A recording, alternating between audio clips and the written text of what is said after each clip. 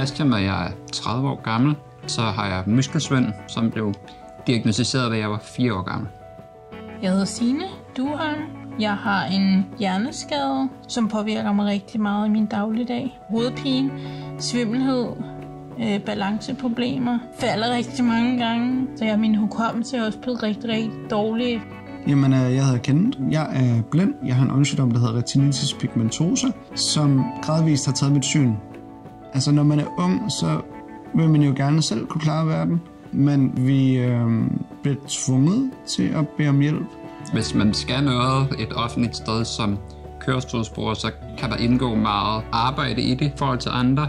Er der trapper? Er der en kant? Har de en rampe? Kan jeg selv tage en rampe med, der kan bruges? Er der et toilet, man kan komme ind på? Det er fedt at kunne komme ud i naturen, men jeg vil også gerne det selv jo.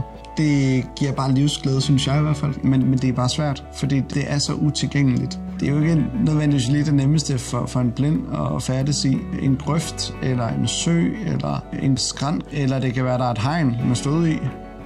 Altså nu er jeg meget på sundhedsportalen og sådan noget, også hvor den også laver rigtig, rigtig meget bøvl. Så man bruger også rigtig mange kræfter og rigtig meget energi på at komme ind. Rejseplanen, den er meget forvirrende. Der kommer mange informationer, så er det bare frustrerende for en, at man så lige pludselig ikke har styr på det. Og så får jeg igen rigtig meget angst, og min krop kommer til at ryste, og jeg får ondt i maven, fordi så føler jeg mig igen endnu mere svag, fordi at tingene ikke fungerer.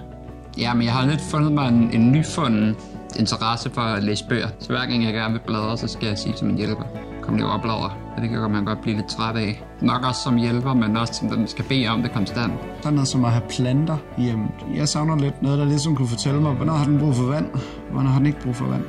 Hvis man ikke har blindhed tæt på livet, eller en senhjerneskade, eller andre funktionsnedsættelser, så er det jo helt naturligt ikke at vide, hvad går det ud på.